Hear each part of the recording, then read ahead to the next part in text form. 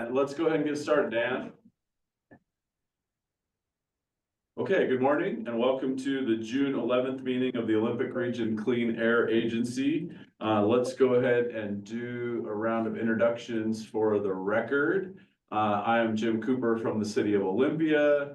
I believe we have our vice chair is excused and Commissioner Emily Klaus is excused. Are those?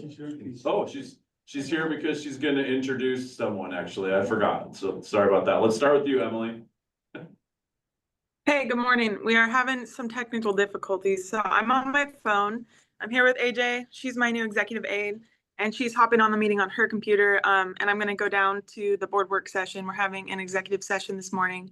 So AJ will be here to take notes for me, and I'm sorry to miss the meeting, but thanks for letting me go first, Jim. I appreciate it.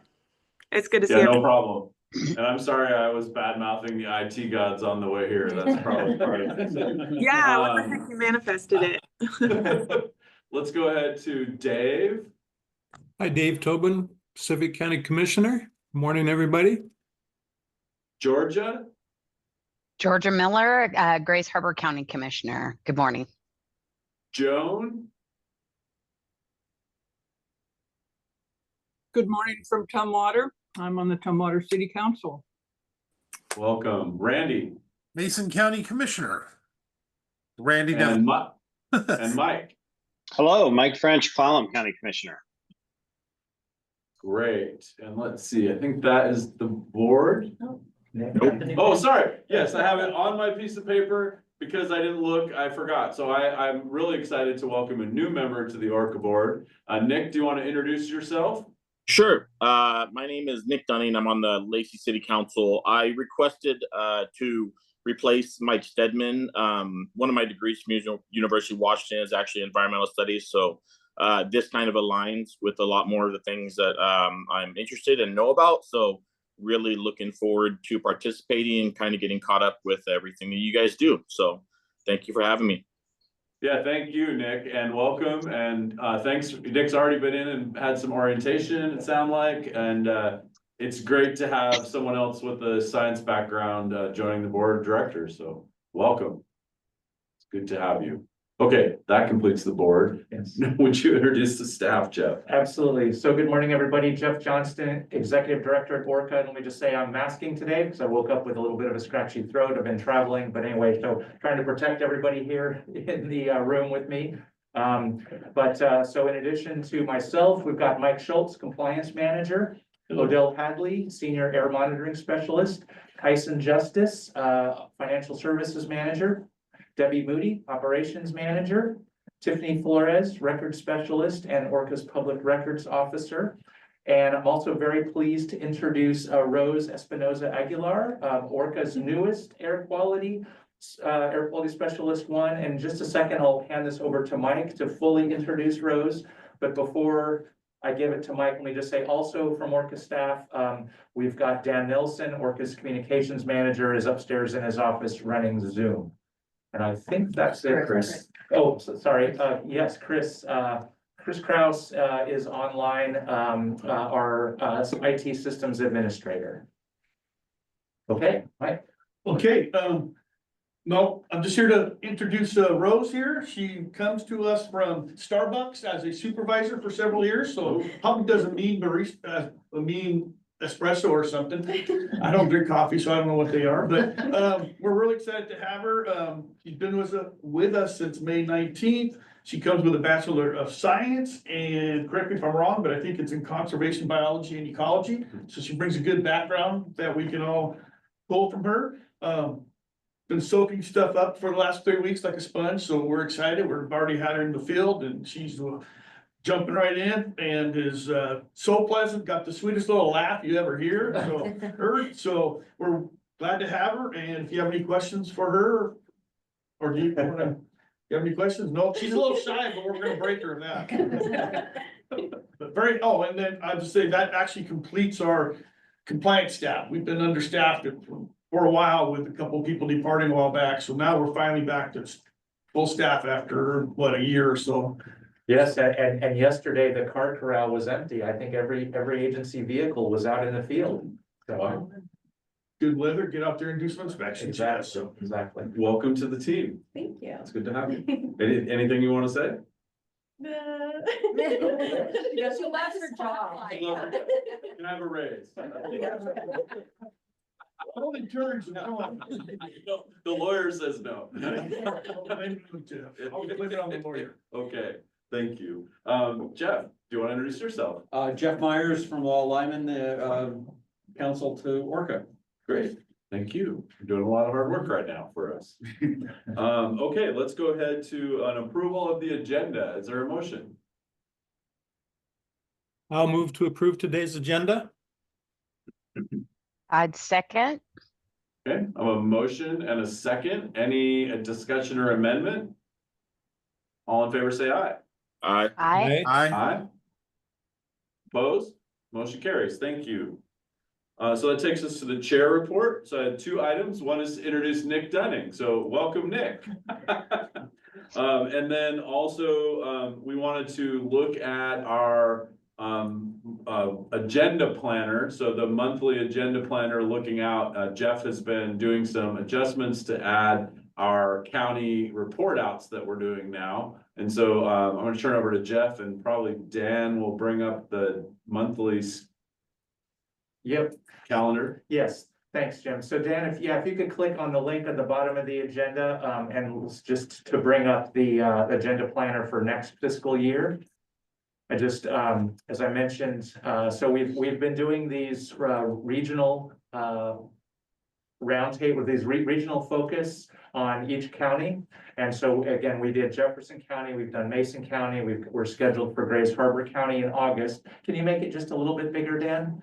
So I was interested in getting scheduled for the counties that we haven't yet done. And so I put in, just as a place to start the conversation, I think there, so again, we're gonna skip the September meeting, but I thought perhaps we could do Pacific County in October, and then Clallam County in December, Thurston County in February, and then we'll have to have some discussion, but then the idea is that we would do Lacey, Olympia, Tumwater, so that the urban parts of Thurston County, perhaps in April of next year. So I just wanted to throw that out there to see if that works, particularly for the county commissioners that, so again, what this would involve. So for instance, Dave, for the Pacific County, we would meet with you sometime in the next month or two to put some planning together, and schedule you probably with an inspection with us. And then again, put that presentation together in October, and so on. So do those dates work? Do we want to swap that around for any particular reason? That's fine for me. Okay. Mike, that sound generally right for January? Okay, and AJ, definitely relay that back to Emily about Thurston in February. Because you'll have to make sure you have a planning meeting kind of over the holidays for that. Yeah. And then I'll just point out April sounds good for the 3 cities, because that'll be a good time for Nick and Joan to train the new Olympia City Council member. Exactly, that's See kind of what what I you was got there. thinking. Yeah, good. Okay, sounds good. Hearing no objections, we'll keep it, and obviously it's all fluid as we move ahead. Exactly, and just remember that, again, this document is linked from the bottom of your agenda. You need to access it or need to refer to it. Great, thank you. It's a great addition. Okay, so then that takes us to public comment. Is there any public commenters? I don't see anyone. Dan? We've got nobody online and I have not received anything.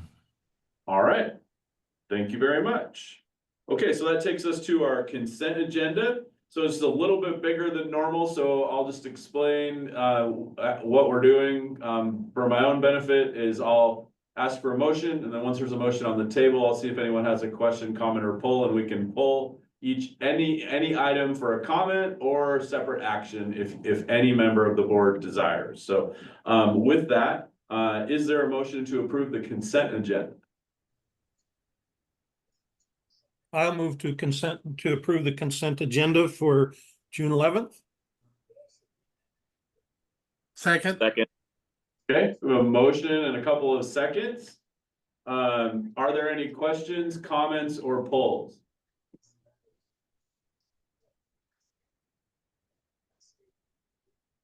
All in favor of the consent agenda, say aye. Aye. Opposed? Motion carries. We have a consent agenda. Thank you. And we have a new contract and performance measures for our executive director. So I just want to take a minute and thank the board and thank Jeff and the staff for participating in that process. It was really nice to use our HR consultants so that the board chair didn't have to spend nearly as much time on the review. And I think we got a better product because of it that is really helpful to Jeff and the team in highlighting opportunities for moving ahead as an organization. Yeah, absolutely. I know we talked about the report on the 360 review a few months ago, but again, I really appreciate the thorough review and the board's support. So looking forward to the next 2 years and beyond of working with you all. Great. Thank you, Jeff. We appreciate you and the team. Okay, so then that takes us to our public hearing for today, which is a public hearing on the fiscal 2026 budget. Do you have?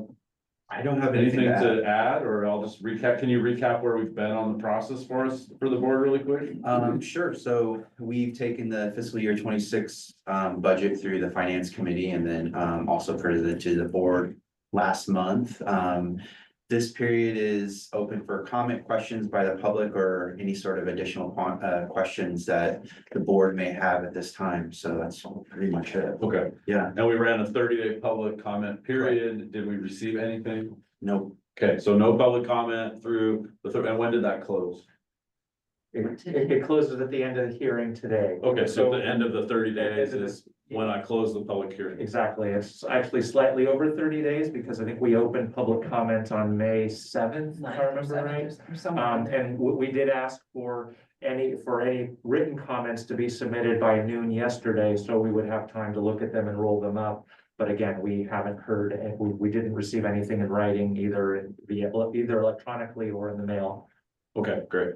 Thank you for that recap.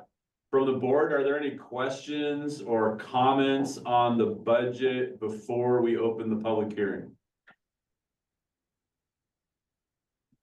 Okay, at this point, I will open the public hearing for the ORCAA fiscal year 2026 budget, which is our fiscal year begins July 1. Public hearing is open. Is there any public comment for the public hearing? Anyone in the parking lot?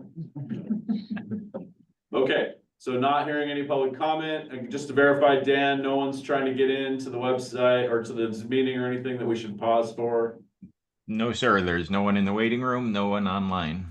Okay, great. Then I will close the public hearing. Public hearing is now closed. And I'm looking for a motion to approve the fiscal year 2026 budget. So moved. Second. I'll second. Go ahead. Okay, we have a motion and a second to approve the budget. Are there any questions, comments, amendments? It's a pretty significant budget for us. There's been a lot of extra work into it by the finance committee. The process was a little bit different this year because of the calendar. I think we adapted well to that, so that was nice. And Tyson has already taken Lynn's work to the next level, which is just awesome to see. Really great presentations and continuation of that front loading of information for the board that makes it easier to understand the budget. So I think we appreciate where we are. Any other comments from the board? Randy, you're unmuted. You got your tie on. Nope, no tie. Oh, no tie. Okay, you're just buttoned up. Okay. This ain't a funeral. Okay, I'm not hearing any comments. All in favor, say aye. Aye. Aye. Opposed? Motion carries. We have a budget. Thank you. Right, thank you. Right, great. Don't spend your colas all in one place because it already went up that much while we were sitting here. Okay, so we're now on to new business, which is to review and approve the update of the ORCA policies and procedures manual. I believe we go to Jeff.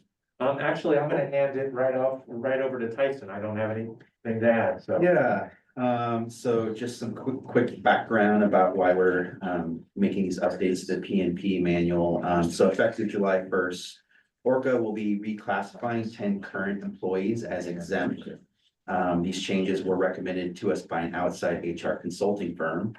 In making the determination, the HR consulting firm applied a duties test and salary threshold tests. This change to exempt status for qualified positions has brought ORCA in line with general industry practices. So today we're asking the board to approve revisions to the policies and procedures manual addressing the implementation of exempt status. In addition, we also made some minor editorial changes and added the inclusion of a probationary period and time in position component to the PNP manual as well.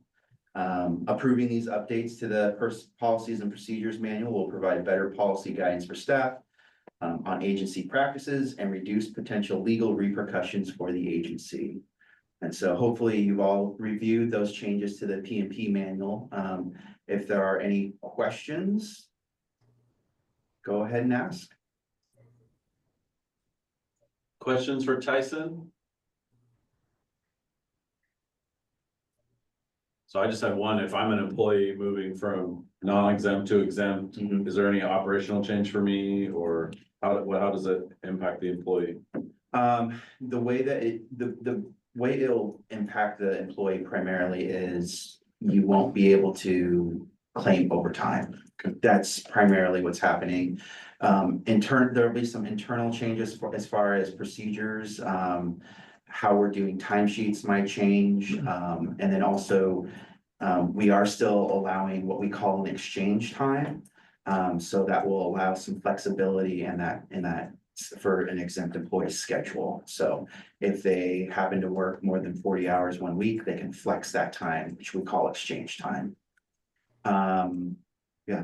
But overtime has not really been a big practice of ours. No. Anyway, okay. No, We don't have all people that work overtime all the time, that's gonna impact their. not that I'm aware of. No, the agency has paid very little overtime. The practice has been to award compensation time instead, which is time and a half. And so sometimes employees do collect that. So again, now the staff who are moving to exempt won't be eligible for comp time. But as Tyson said, it's exchange time, which is just 1-to-1 rather than 1 hour per 1.5 hour, as it was for overtime non-exempt for non-exempt staff. Great, okay. So it should be pretty seamless. And again, the agency as we really work to keep people's workload to 40 hours a week. Again, recognizing that there can be some weeks where there's additional work and things, but don't see a lot of big changes, more just administrative in terms of timekeeping and that.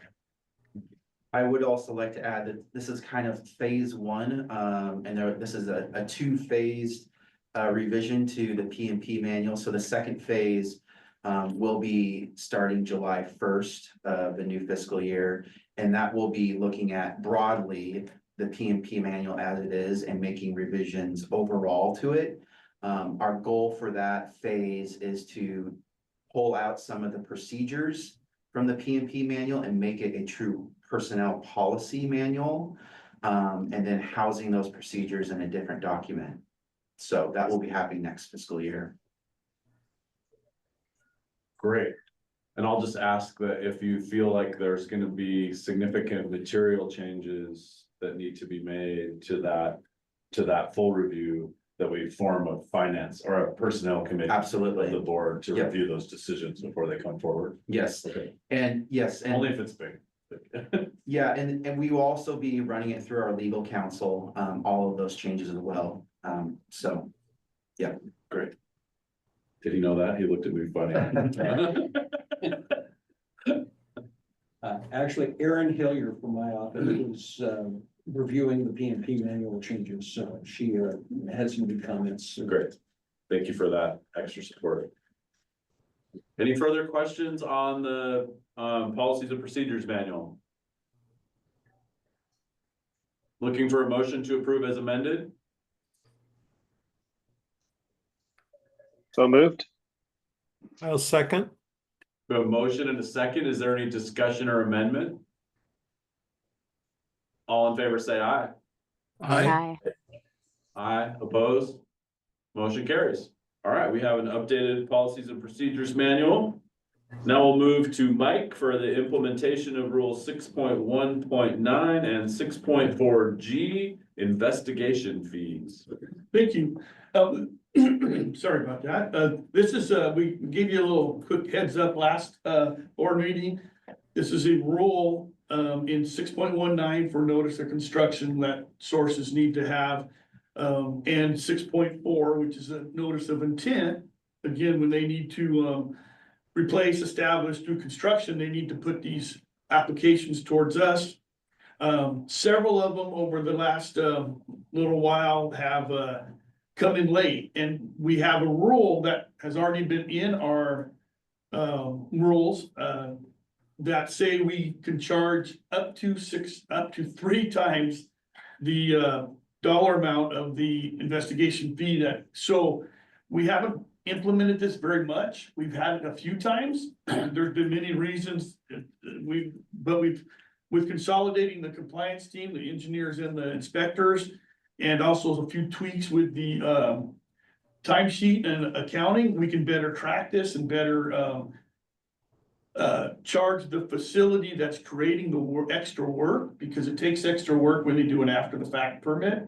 And that's when this investigation fee would come up. We would, if we saw let's just say a bag house get put in without a permit, then we have to do some backtracking, figure out, when it went in, does it meet the notice of construction rules? And so oftentimes the after the fact permits take extra work. In the past, that's been spread out through the whole NSR, the new source review budget. With the effort of trying to get the programs to pay for themselves and getting better accountability, we have, this is one of many steps we're taking throughout all the programs to make it more, make the user pay what the hours they're creating, basically. And so in this case, we've come to a place in the road where it actually is going to be much easier to implement this than in the past. Like I said, it's been on the books for about 30 years. It's had one modification, but it was a little cumbersome in the past. We've corrected that, and we are going to start implementing it after the board meeting. And so this is our heads up to say, it's been there, and we're going to implement it a little bit more. We won't do anything retroactive. So somebody who's in the process of getting an after the fact permit, we won't go back and do that to them. But we will, in the future, if it creates extra labor, we'll follow our rules and assess up to 3 times. And it's up to 3 times because we can only assess what we're going to spend in labor. We're not going to just automatically assess 3 times. It'll be whatever we spend in labor on that extra facility. So in doing that, it again, the main goal is to pay for the programs and then also not have the whole program pay for people who have done some things that were not according to the rules. This will definitely also convince people, maybe help them remember to get a permit up front. As part of this, we'll be doing some education tasks. We'll have some flyers, some brochures, things to hand out, and maybe things to go out in some mailers that, again, we will let the people know that this has been in the rule for a while. It hasn't been implemented, but we're going to start implementing it to get a better cost recovery. Open it up to questions at that point. Okay, questions for Mike? Mike, this doesn't actually change any of the rules that are already on the books. Correct. Everything's on the books. It doesn't change. It doesn't alleviate any notice of violations that can occur as part of that after the fact also. Yeah, the rules have been in there, like I said, for about 30 years. It was tweaked one time several years ago. it actually used to say you would charge up to three, no, you say you charge 3 times the amount automatically, even if you only spent 1 time or 2 times the amount. So we updated that several years ago to say up to 3, so it's an actual cost. And so, so all that's kind of been done several years ago. We're not touching the rule at all. So the only thing new is the technical guidance for the rule. Yes, and thanks for bringing that up. You'll see the technical guidance in there. We've had it before in a draft form, tweaked it over the years. But again, with the departments, it's gonna take both the inspectors and the engineers to work together on this. And because they both find the after the facts and they do the investigation. Sometimes that was cumbersome in the past but now, with the group working well together as one compliance team, it's gonna be easier to do that. Both sides have been involved in the technical document with the procedures. So yeah, it just seems like the right time to do that now that we're all under one umbrella and we communicate well together. And again, as part of our goal to bring the programs in line with the actual cost, this is one small way to do that. Great. I have 2 quick Go ahead. questions. Obviously, just for my clarification too. So obviously the goal of this would just be to get more compliance from people, I'm assuming. And then is there any potential waiver for someone who's maybe a first-time offender, genuinely didn't know, versus someone who maybe is a repeat offender, who's a builder, right? I'm just thinking of that business that might there's a lot to, I own a business, and I know when I opened, there's so many things I just didn't know. So just my clarification, if you go over that.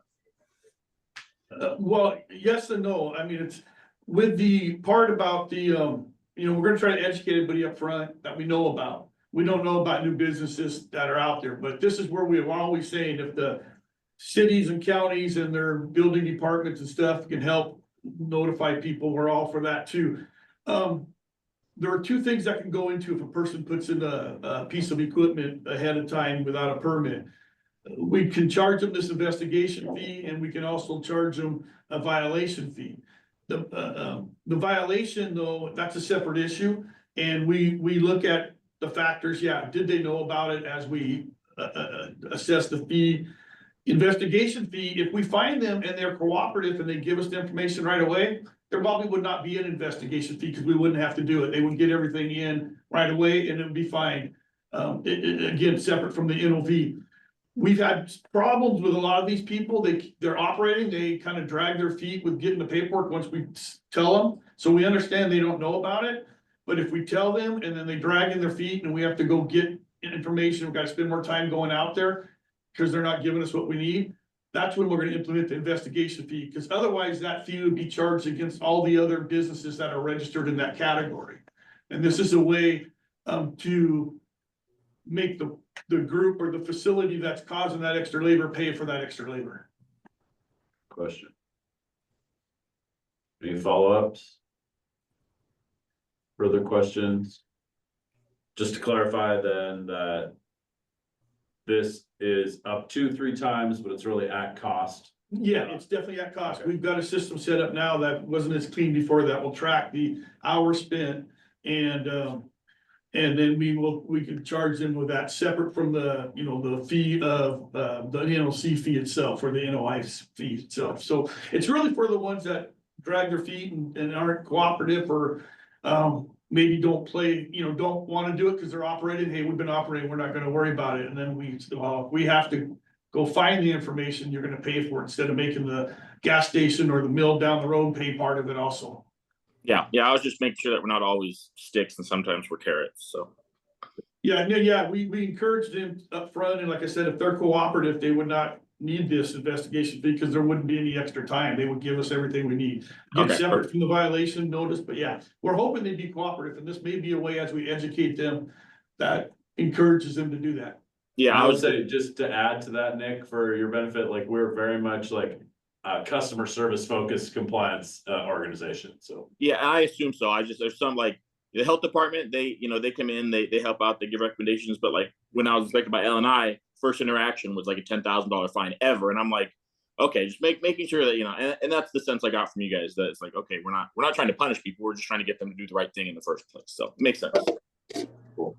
I just wanted to amplify a couple of things that Mike said. I said that we get a few of these in. Actually, we did an analysis, and actually in the past period of time, over half of our notice of construction and NOI applications have been for after the fact. And so there's a lot of these, so we're dealing with a lot of these. And so part of what we're doing, and also, as Mike said, there's gonna be an outreach component. And so we are definitely working on that. Likely, we'll put together a focus sheet on it and update our notice of construction focus sheet to indicate that if you don't get a permit in advance, you're subject to an investigation fee. Again, a lot of these, or most of these sources are pre-existing sources, and so they're part of a registration program. So we'll have some additional information in our invoices the next time we're mailing those out to our registered sources. So we are, and actually was just meeting with Dan yesterday and Mike talking about the outreach that we need to, additional outreach we need to do to city and county permitting departments, because again, it's really important that we're working closely with the permitting authorities in the cities and counties so that they're helping us get the word out about when ORCAA permits are required, because again, all of these facilities are gonna, or at some point are likely will be needing permits from your staffs as well, so. If I can jump in on that too a little further, is that, as Jeff said, they will be going to usually they go to the city or county first, because SEPA and those things take a lot longer. So they then would come to us after that. And the other thing, like Jeff said, a lot of these are facilities already registered. And those facilities know about the permitting process. They have a permit with us. They pay a registration fee. So there are some that are new that pop up, but a lot of these are ones that they already know the process. They just, for whatever their reason is, they don't go through it. And so we're gonna emphasize that on the outreach, and then also hopefully find the new ones that come up. Which again, the cities and counties usually know about before we do, because they're coming in usually long before ORCAA gets involved, the SEPA and utilities and things like that, permits that they need. Right, okay. Okay, anything else? Okay, so I think that the board guidance is to direct staff to implement Rule 6.19 and Rule 6.4G in accordance with the attached technical memo. So moved. Is there a motion? Okay, so thank you, Nick, for the motion. Is there a second? I'll second. Okay, well, motion and a second. Is there any further discussion? All in favor, say aye. Aye. Aye. Aye. Opposed? Motion carries. Follow-up question, is there revenue from that in the budget that we just adopted, or not yet? No. So we'll just see how it goes for a year Correct. and then account for it in the Yeah. budget. Okay, perfect. And I mean, ideally, we'd have a very small amount of that, because ideally people will be Right. knowledgeable and do it correct. Totally. That's the point. Yes, Yeah, okay. exactly. Thank you. Great. So that takes us to item 3, which is a retrospective on ORCAA's wood stove changeout program. Dan. So, good morning. Let me get this swapped around. And you can see my screen, I hope. Yes. Yeah. Okay, so yeah, we've had a wood stove replacement program in place for more than a decade. I've been managing it for most of that time.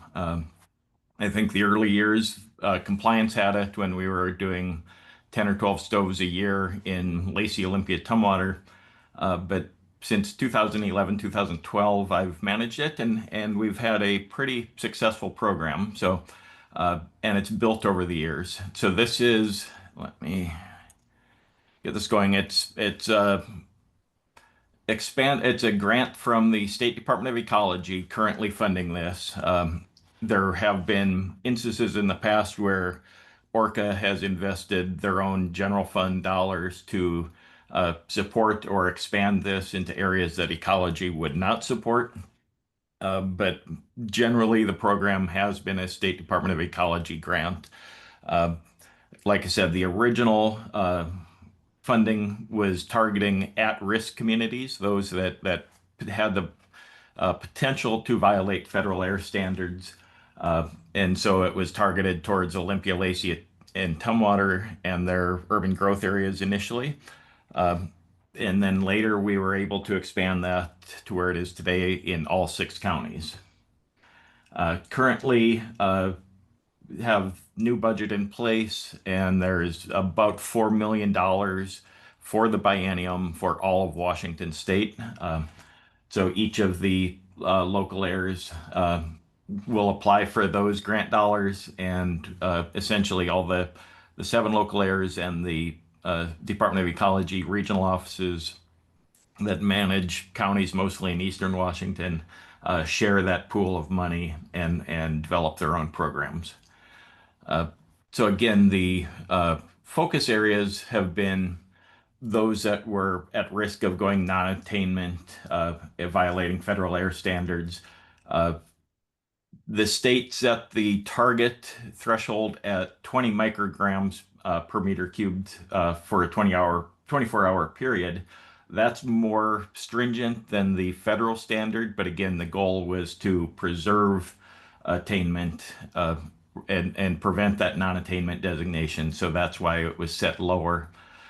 And now, for the last cycle and this current one, we should have a new one coming this summer. The areas of concerns now include more work with environmental justice, health disparities, and income qualified folks. So there is some additional guidelines and focuses so it's not just the tight focus on the geographic region that we're looking at, more impacts on all communities and all populations. So looking back at those, essentially the last 13 years or 14 years, starting from this most recent cycle, you can see we've had a bulk of our work in blue. That's Thurston County. Mason is orange. Clallam is green. Grace Harbor, Jefferson, and Pacific. We've had work in all 6 counties this year, as well as the previous cycle, the 21-23. So those numbers in real numbers are by county. We've had the program available in parts of Clallam. So initially when we were able to expand out of Thurston, we expanded to the Shelton area of Mason County and the Port Angeles and Sequim areas of Clallam County for one biennium. That was the 19 to 21 cycle. So we have a little more work done in Clallam and Mason. You can see those. Grace Harbor, Jefferson, and Pacific were opened up in the 21-23 cycle and expanded into the 23-25 that we just wrapped up. But you can see 13 years in Thurston, we've replaced 840 stoves in the community. That may not sound like a lot, but the impacts are pretty substantial for annual emission reductions in particulate matter. That's total particulate matter. That includes PM 2.5, the fine particulate, as well as PM 10, the more coarse size.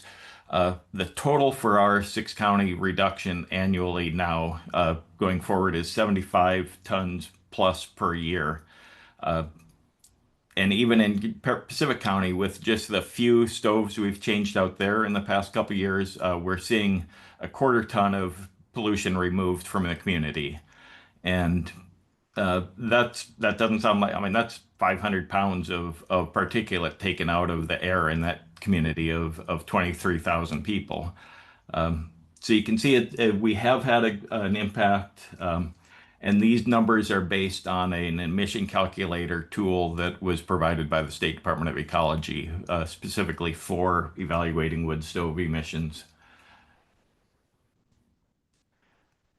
So is our program effective? I think it is. We have seen reductions in the number of wood stoves in use, but we also see, looking at some census data, that there's a general decline across the state in wood stove and fireplace insert use for heating across the state from the 2011 to 2023, the averages. You can see the state reduction has been slight from 4.3 households to 3% of households with wood heat as a primary or secondary heat source. And then as we go through, you can see reductions across the board pretty much. We also see from that census data that electric heat use is up everywhere in the state, some more than others. Mason County has only seen a 2% increase in electric use for home heating, whereas Jefferson has seen a shift to 10% more homes heated with electricity from all other sources. And so part of that, I like to think, is credited to our program. We've done lots of education. We've pulled stoves out and provided incentives to make those changes. But we've also seen declining, as I said, statewide. Some of that other factors that involved in the decision of people to move away from wood have been the age of the population, the just watching my own folks as they got older. Dad was less willing to haul firewood into the house, and so he shifted from wood stove to pellet stove to natural gas stove or to propane stove. Lack of wood installations in new construction. So as the number of new houses were built in communities, the percentages of wood stoves on a whole decline because most of those new constructions are not being heated with wood. They may have a open hearth fireplace or a small gas or pellet stove added, but most are not getting new wood installations. And the cost of buying firewood. We've seen over the past 30 or 40 years, people have started to buy firewood instead of wood burners going out and cutting and harvesting their own cordwood. So that's been a big impact as the cost of firewood has gone up. It's now on par with what people would pay for propane in a lot of areas. So there's been if people are paying upwards of $400 to $500 a cord and they're burning 3 to 5 cord a year, it's a pretty substantial cost. So people are, with all the distance problems associated with wood, from smoke to the need to split it and cure it and stack it and all the others. So lots of factors involved in reduction in wood stove use, but as I said, in our counties, we've seen a steeper reduction in wood stove use than the state average. And so looking at this more than a decade of history, we have learned some things. The interest in wood stove use is declining. For existing users that do have wood stoves, the interest in removing those accelerates substantially when we offer financial incentives. And those incentive numbers have to be on par with what's available online for the recycling. Note that reselling old uncertified wood stoves is technically not legal in the state, but you can go on Facebook Marketplace or Craigslist and find a lot of wood stoves on the applications. So we have worked with the state and with our partner local air agencies to try to find a level of incentive that makes sense, and we've all scanned those online sales sites and found that $500 is really on par with what people can get off the gray market of those online sales. So. Hey, Dan, can you remind us what those current incentives are? You mentioned it's $500 for the recycle. How about for the other? Sure. So if people in the current program, the last few cycles and moving forward, if people want to pull out their wood stove or their fireplace insert and just dispose of it, just get rid of it completely, that's a $500 recycling award. And we don't care what they do with that money. They can take a trip. They can use it to buy a new, cleaner burning wood stove. We don't put terms on that dollar figure. If they want to participate in the replacement program, which again is limited to areas that are more at risk, so the Thurston County, Mason County, and the eastern halves of Clallam and Jefferson counties are in the current grant that's wrapping up this month. they have the incentive levels of $1,000 if they replace an old uncertified wood stove with a pellet stove, a natural gas or propane, or an electric fireplace heating unit. If they replace it with a heat pump, ducted or ductless, it's a $2,000 incentive, for those zero emission devices. And that $2,000 rate is seemed to be right at this last cycle, at least, was the tipping point that got a lot of people off the duff to make the change. You're talking $2,000 for what could be a job costing $12,000 to $15,000 if they're installing a multi-head ductless heat pump or a ducted heat pump addition to a furnace, for instance. So there is that in the previous cycle, I think our award was 1,800, and honestly, that $200 difference made a huge impact on the number of people that jumped in. And And follow up, yeah, how do you guarantee the recycle? so we do have a certificate of destruction that we require pictures in the current, we require pictures of the stove in the home. And then when they take it to the recycler, we require a picture of the stove at the metal scrapyard. And then we have a certificate of destruction. The homeowner or the vendor has to have the scrapyard operator sign and date. Cool, thank you. And let's see. So again, the recycle award is available in all 6 counties. The replacement award, following the state guidelines, is only those more densely populated areas. But the guidelines we're seeing for the next cycle, we may be able to expand that based on some income disparities and at-risk communities or other factors looking ahead. So we'll be evaluating that before we apply for the new grant and getting as much incentive for all of our jurisdiction as we can.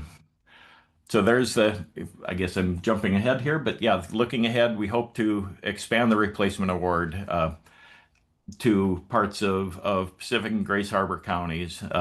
We know there's interest, for instance, in the Hoquiam Aberdeen areas. There may be some strong interest up and down Long Beach. Some of those communities have expressed interest. So we'll be working with that. And Georgia, Well, I was just curious, do you have some kind of infographic that you could send us that we could post on our website and refer to at our board meeting so that people could go to the site and see the information about the replacement award or the recycling award for wood stoves? we do, and well, we did. We will have it again. The current grant, I've expended every cent of our. I think it was $278,000. That wraps up at the end of this month, regardless. At the end of the fiscal year, I did have a meeting with the state earlier this week, and we'll have the new grant released for applications from July 1 through August 1 or August 5th. So we hope to have that in place by mid-August. So once we have that program designed, we'll get the word out. And some of that design, I hope I'll be able to meet with you or people you recommend in Grace Harbor, and same with Pacific County, of figuring out what areas we may want to work with or target. And see, I know we've got interest from the Quinault tribe as well, of having some incentive work up in the Tahula area. So there's a lot we want to look at. And again, I really want to have the local feedback before we move forward with some of these areas. And we'll also be looking at that low income qualified projects and make that a larger component of our program. I've heard worked quite a bit over the spring with Energize Thurston. They use Habitat for Humanity to do the vetting of if they actually qualify as a income qualified homeowner. Same with Jefferson PUD and Clallam PUD. getting those outside agencies that have the skill and the tools that can vet income qualified addresses and make sure that we're putting good money forward to good projects. I will note some of the other local air agencies have done full cost replacement projects for income qualified. I don't plan on going that far with that. But talking to some of these partner agencies, I think if we can offer even double our award, $4,000 or maybe $5,000 towards the purchase of the equipment, and then that can be stacked atop the awards offered by the PUDs or Thurston Energy or Energized Thurston, excuse me. So we are all in favor of seeing these awards and rebates stacked atop each other. So I know PSE also offers some incentives if people change from wood to the heat pumps, especially they've provided matching pretty much $2,000 the last couple of years as well. So people have been able to stack those, and unlike some granting, we do encourage the use of multiple awards to make it more likely people move forward with these projects. Because again, if we can remove these old uncertified wood stoves, that's taking a pretty substantial emission unit out of the community. Thank you. I'll reach out to you offline and talk to you some more about how I might be able to help coordinate some additional incentives on our end. Excellent. I was just thinking if local government could help double it, not that we all have extra money or anything, but you know, that'd be a good frame to get the numbers up. Well, and Yeah, also and- we can work with our PUD. So, Yeah. so that might be some revenue there. Yeah, I know Or not revenue. Jefferson PUD provides really good incentives. Energized Thurston, I think they're drawing from the county as well as from cities. I know Energized Olympia is a partner there, and so I don't know how much of that's coming from city coffers, county coffers, but they have a pretty substantial grant program annually too. So I think theirs is wrapped up as well, but I'll be working with them in the coming weeks to make sure our partners align or our programs align, and we can do some joint marketing and outreach on those.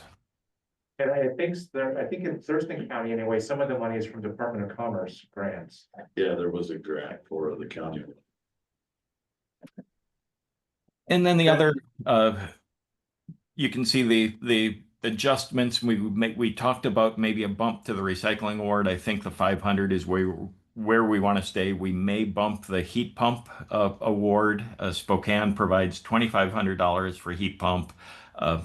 Given that the cost of that equipment has gone up 8 to 25% in some cases over the last couple of years, people are less inclined to jump into those heat pumps. So if we can maybe bump that up to 2,400 or 2,500, we'll consider that as we put the budget together.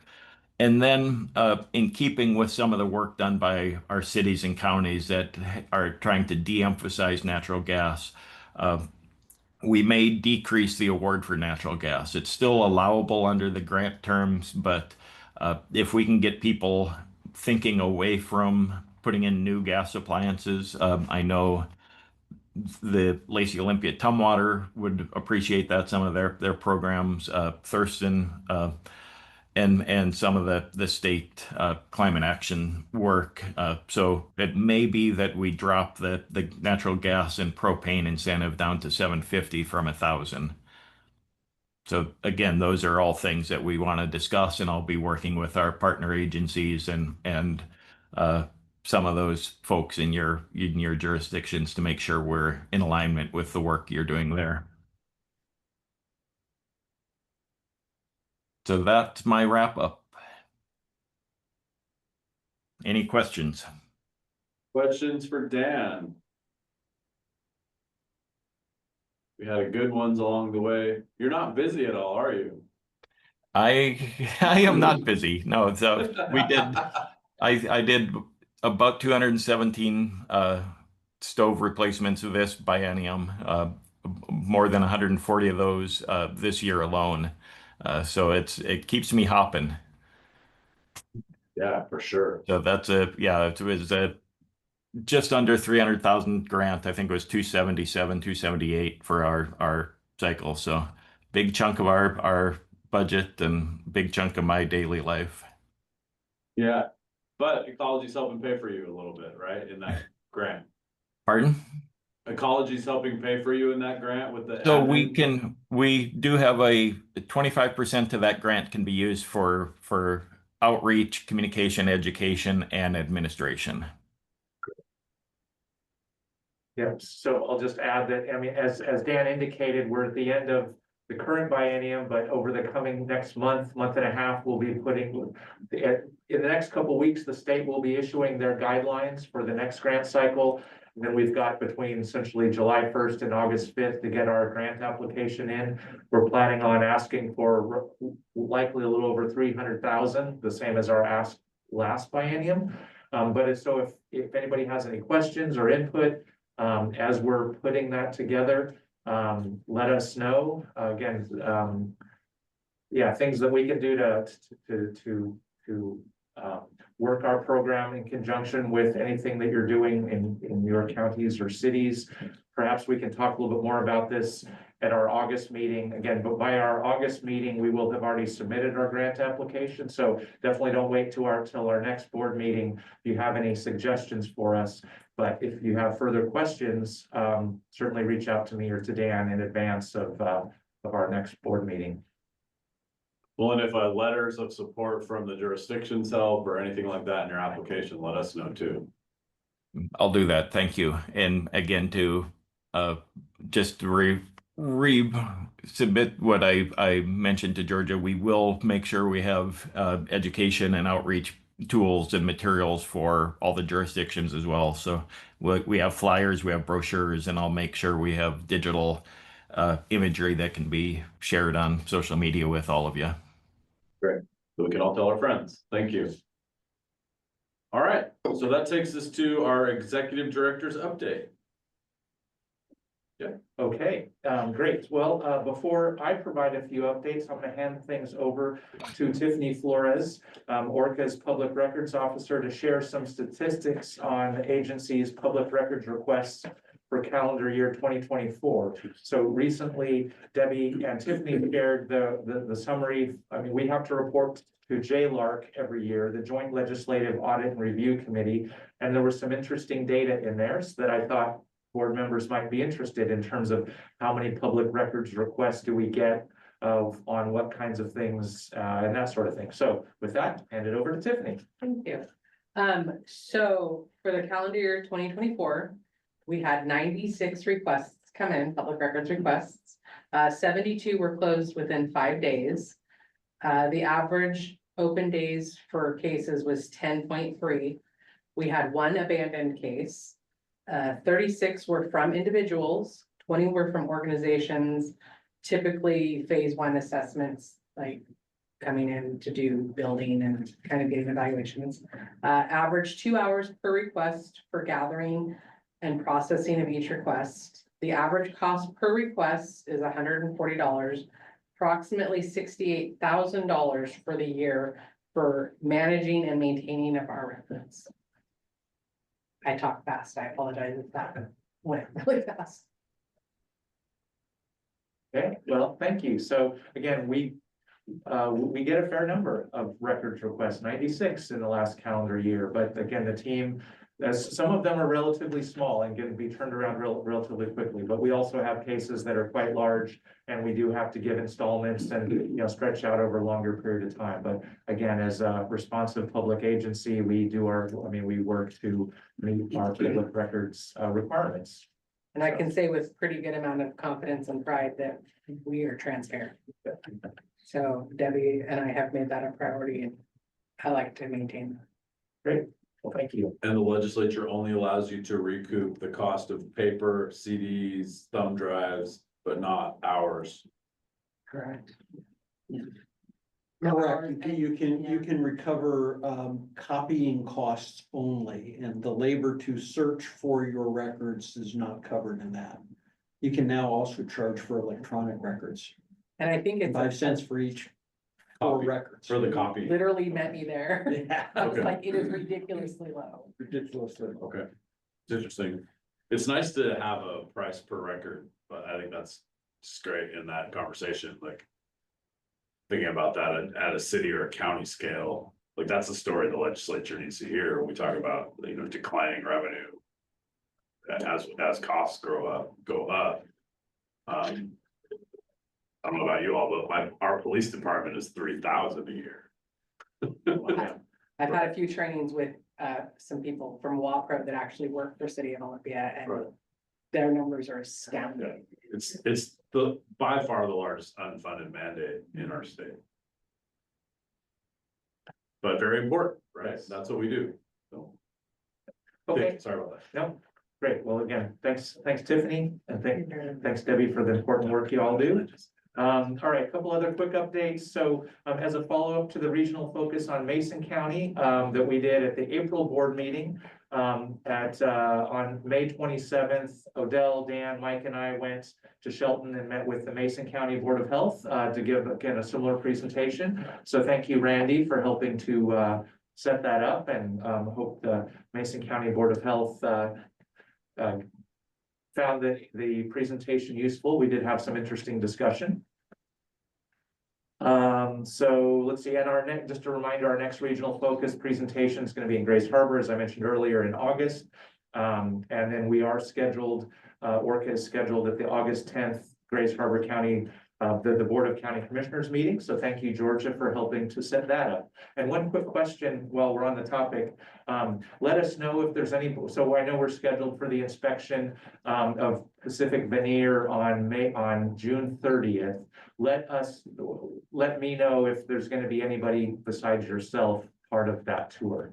Okay. I'll provide you a list because I believe our Okay. county administrator is planning to join us, and then one other gentleman, and I can't remember what department he's from, but I'll Okay. get you the name. Okay, great, fantastic. Fantastic.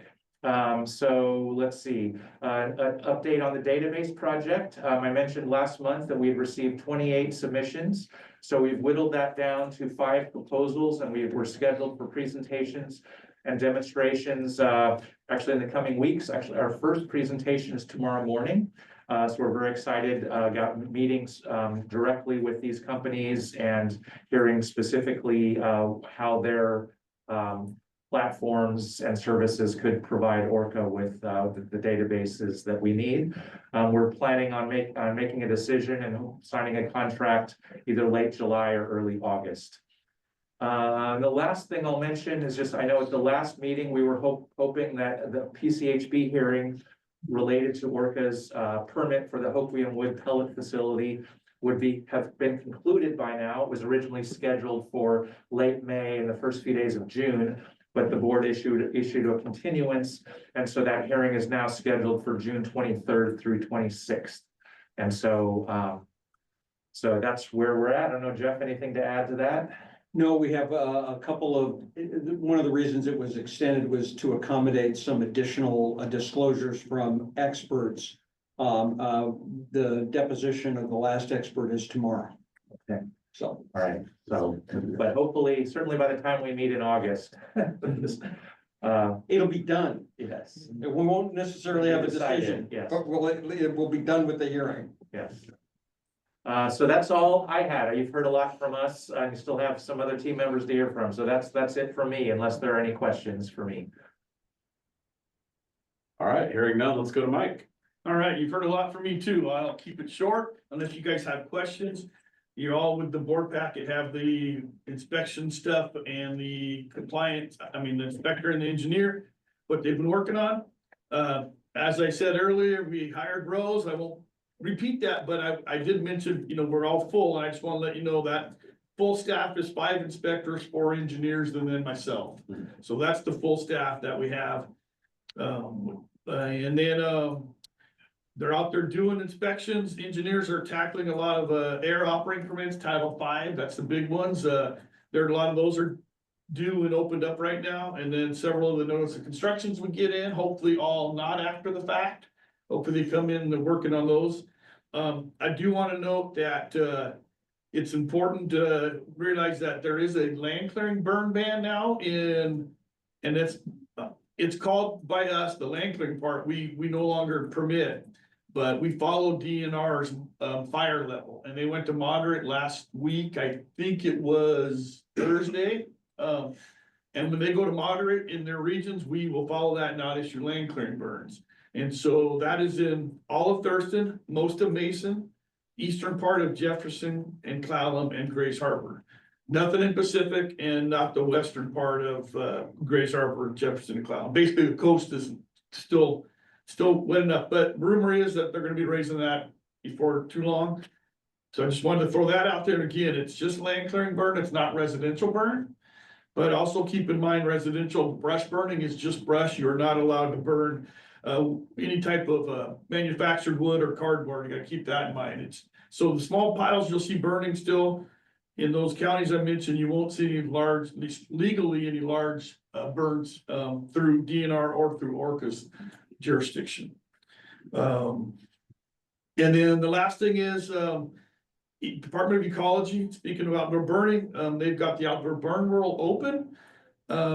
Jeff and I and some other staff members are working on a comments to their rules because they are adding a couple things. I noticed Greg's not here. He's mentioned the flame cap kill.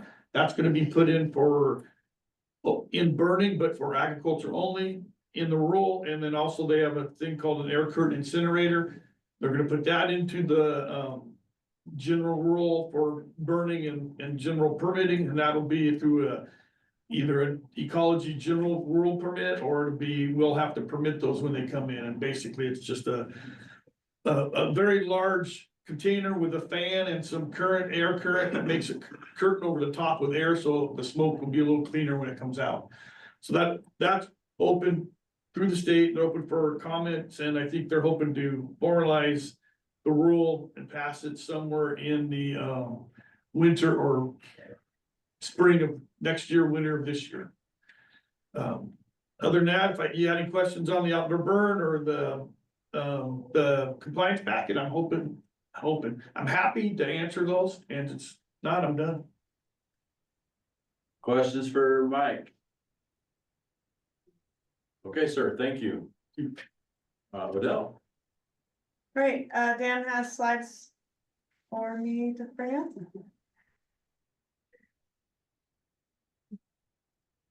Short report this month, focusing on the May data. So Dan, first slide that you're used to seeing, and as you can see, May was a very, very clean month at all of our sites. Not only just green, but dark green, which is that below 5 micrograms per meter cube. So not much to say on here. At Lacey, we had a data logger incident. It was down and we lost 2 days of data at the beginning of the month.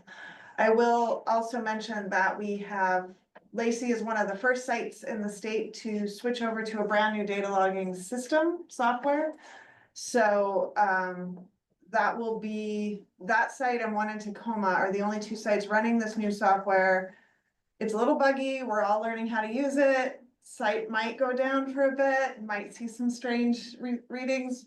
We're trying to iron it out. And once we get all those bugs ironed out, we'll be transitioning the other sites over to this new software. It is completely provided by the Department of Ecology at no cost to ORCAA. So they just want to keep all the sites uniform, and we follow suit and they provide it to us. And Lacey is a great site for testing. It has all of the main pollutants that are monitored across the site. And so it's a really ideal place for them to test this new system. And it's also very close to the Department of Health. And it is also so we can run over there. And then Randy, please let Pat know that I spent an hour figuring out how to make my plotting software make mu symbols instead of using the U. So if you look along the bottom, you'll see the appropriate symbol for micrograms per meter cubed. And hopefully Pat will be happy about that. I will let him know. And the rest of you who are scientifically minded. So that hour was well spent because it will translate to all future plots. I don't have to do that again. Next slide, please. No, keep it up for 1 second. Oh, I'm gonna give it to him, so, okay, you go ahead and go, I got it. thank you, Randy. So, May is the beginning of our ozone season, and the Lacey site, as I mentioned, hosts the ozone monitor for Thurston County. We also have a year-round ozone monitor that is not rated as a federal equivalence method. But it, as you can see, the two lines compare very well, and so it's a robust little instrument, and it just kind of chugs along all year and gives us ozone data.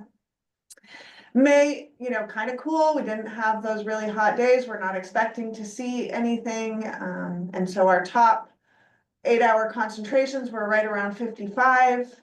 As a reference, the Ozone National Air Quality Standard for the country is 0.07 averaged over 8 hours. And I just want to point out one thing here.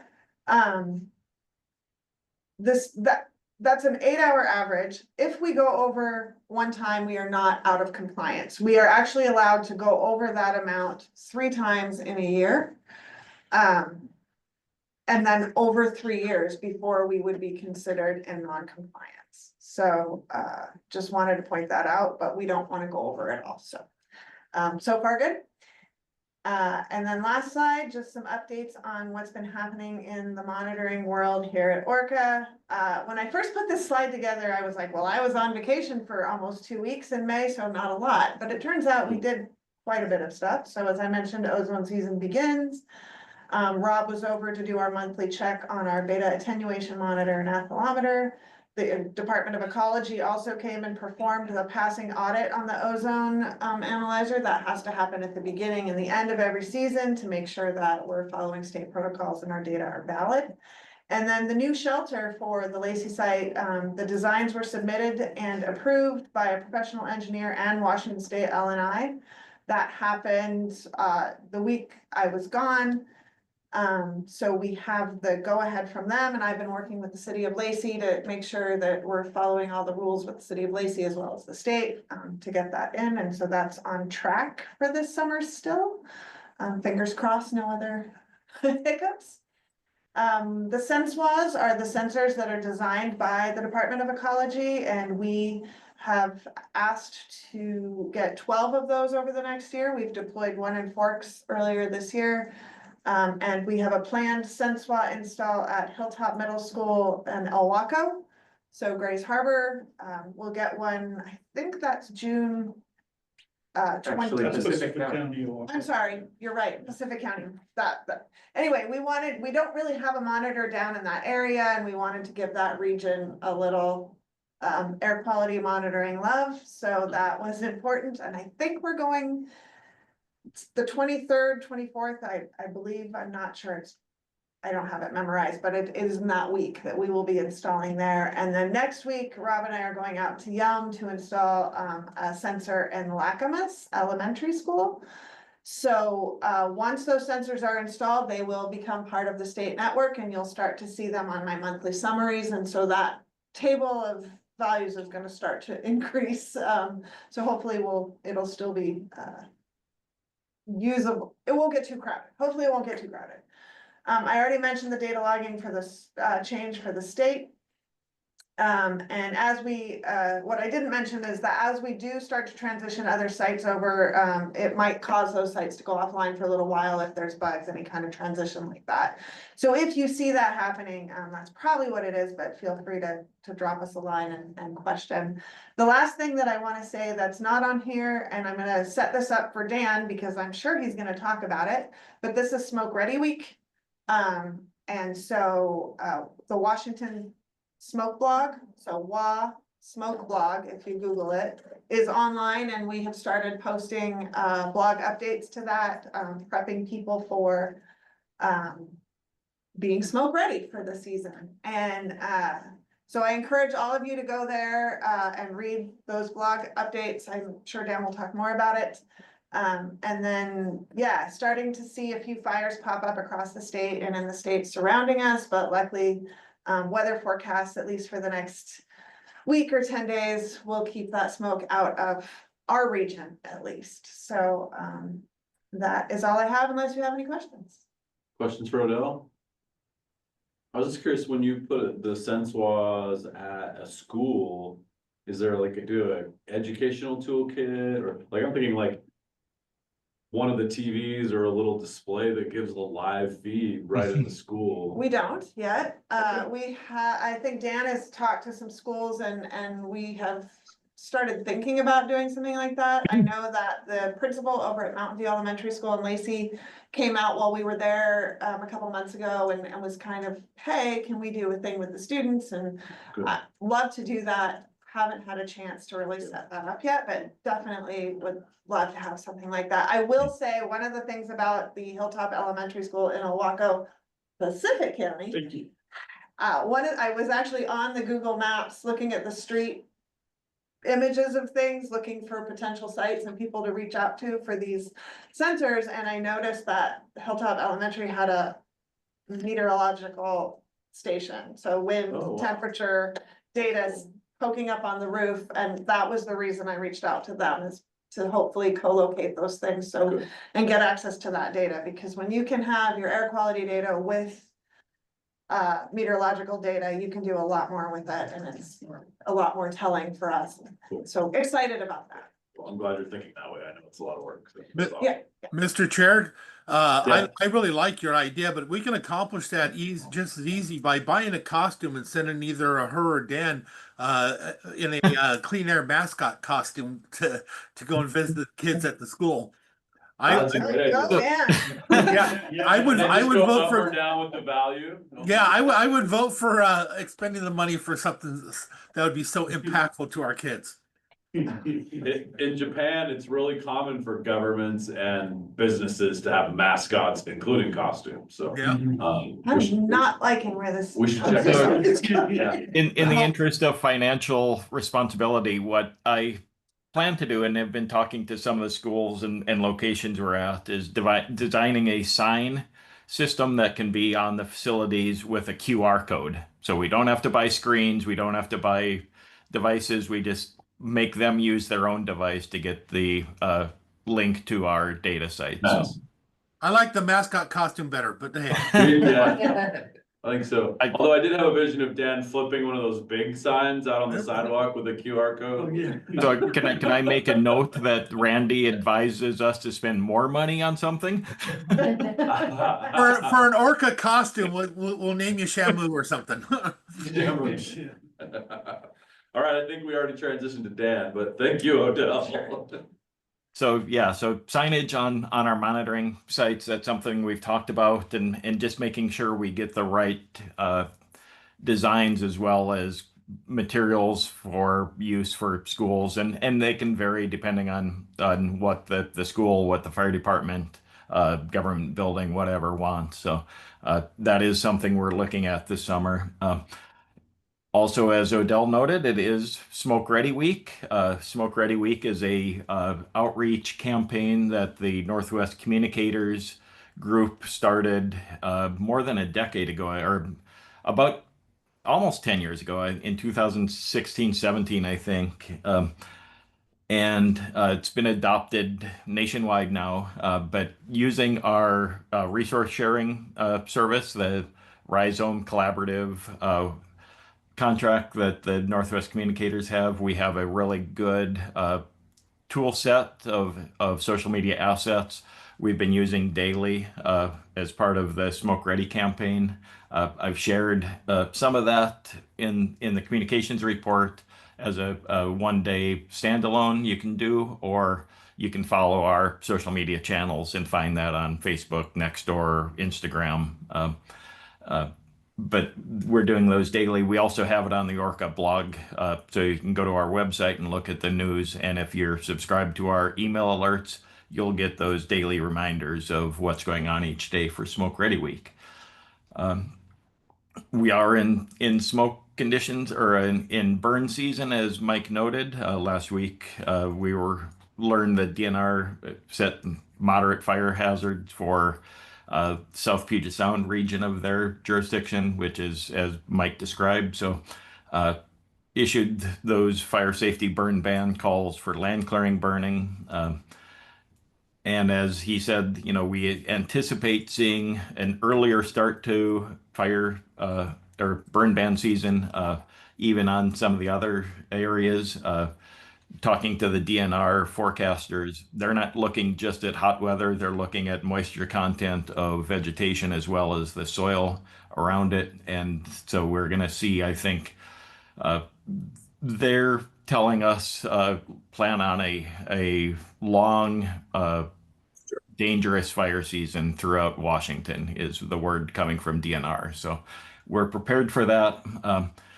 With that, I did participate in the Thurston County Summer Weather Hazard Seminar last week, and I'll be meeting with the Thurston County Fire Commissioners Group next week to talk about our outreach and partnerships and how we can help facilitate information sharing, especially through these smoke events.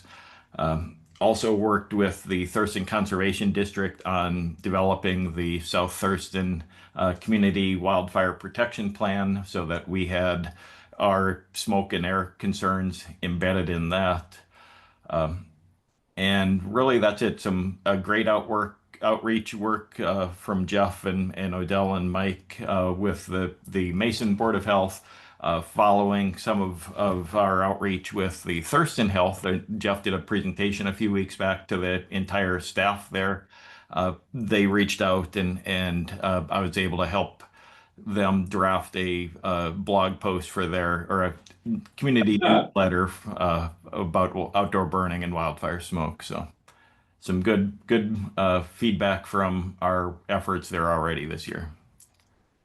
And then you've already heard me talk enough about wood stove, so I'll pass this on.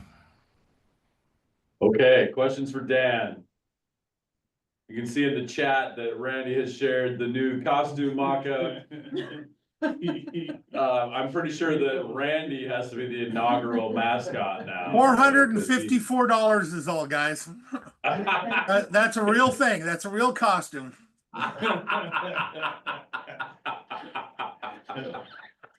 All right, Tyson.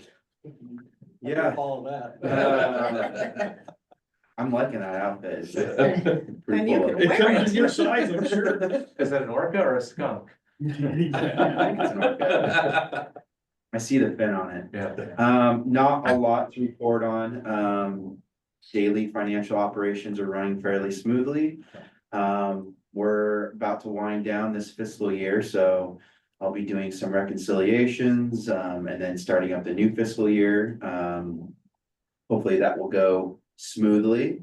Our new maintenance technician has been hard at work, getting those to do items off of our list. He's recently replaced the toilet in the tenant side of the building and is now working on painting the west side of our building as well. So that's awesome. On June 16th, we'll be installing the EV charger. And we'll also be installing a security fence around that. And then we'll be looking at getting an EV car. Space 103 still remains vacant. So we're thinking of putting a post on our blog about the vacancy. But there's only so much we can do with that. So that's pretty much it for me. Is the EV charger gonna have video surveillance? Do we already have video surveillance on the north side? There is, but it's, yeah, my sense is it's probably gonna be out of sight of the current camera. Okay, so that might be something we consider. So, If you have an open commercial space, you can always list it. what's that, Randy? If you have an open commercial space and you can't fill it, you can always list it. Realtors will take it and do a percentage. Yeah, we've talked to a couple commercial realtors, but 6 months, 8 months ago, but maybe it's time to look at that again. Yeah. Good call. Okay. Any questions for Tyson? All right. Anything for the good of the order? Oh, wait. board member roundtable too. So yeah, go ahead. This is designated sharing time. Randy. I'd like to start with an extra thank you to our staff. They came out to Mason County. They did a wonderful job. They're working behind the 8 ball because communication was a little lack. It just so happens one person in charge of all of it was out on FMLA until like the day before they did this. But they came in and gave a wonderful presentation, left our people with a lot more questions. So be ready for that on the next one. And I can assure you a lot of the questions that are still going on is concerning the wood stoves, the wood burning stoves and stuff. Also, I just wanted to make notice, I think that was a good comment about the costume, whether it looked like a skunk. For what we do, we can always name our mascot Stinky. I got some sources that would fit in really well. Yeah. Stinky from the O42 pod. I think, is that our state number, 42? What's our state number? When in the Union, Washington? I don't know what. Anyway, sorry, I'm just, now I'm dragging it out. Thank you, Randy. Other, good of the order or sharings from your community? Things going on that might be interesting? Georgia. Well, we are going to be hosting our first housing summit at the end of August to address the crisis in our community of a lack of housing. And so we're pretty excited about that to try and get some key stakeholders involved. We've got some representation from the Washington Department of Commerce and the Building Industry Association, Master Builders of Olympia, and some other folks like that. So we're excited to try and have some great minds together in one location, doing some roundtables and things like that to try and figure out what could we possibly do to increase the number of housing in Grays Harbor. And we don't need just affordable or low barrier housing, although there's certainly a demand for that. We need housing at all levels. We have a lot of vacancies for doctors and nurses and can't fill those positions. Well, actually, a lot of jobs available right now and can't fill those positions because there's no housing. So we're doing that and excited about it. Georgia, can you share when and where? Either send it to us or tell me now so I can put it in my phone. I'd like to try and come out and visit you during that Sure. time. Sure. So I believe it's on, well, I'll send you an email for it. We are trying to keep the numbers down, but I can get you in there. Don't you worry.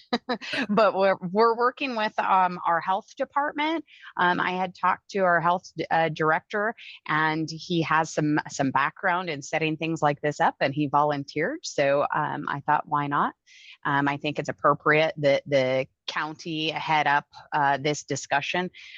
So anyway, so we're going to have it at the Grays Harbor College. And yeah, so we're trying to keep it somewhat low as far as attendance, only because I think if you get it too big, then it's harder to have that breakout sessions for brainstorming and things like that. So, but yeah, thanks for your interest. Yeah, and Georgia, I'll just offer if there's any connections in Thurston County that we can help you with around our regional housing council, which is really, I think, a gold model, if you will, for interjurisdictional work amongst all of the major jurisdictions in the county. That, given your expansive geography, I highly recommend something like that. I love it. Yes, I would be happy to see what you've got and take a look at that. So you said it's the Regional Housing Authority? Regional Housing Council. And I helped start it. So shoot me an email and we can do a Zoom, or I can connect you with someone from Thurston County. Okay, great. I'm sure AJ can as well. So. Great. Anything else for sharing or good of the order? All right. Well, I think that was a couple of great tidbits, all related to air quality. So that's wonderful. Housing in a roundabout way, but very much so. Sure. Okay. Anything else before we adjourn? Nothing from council or no executive sessions? All right. We are adjourned. Our next meeting is August 13th. Take care, everyone. Enjoy your summer.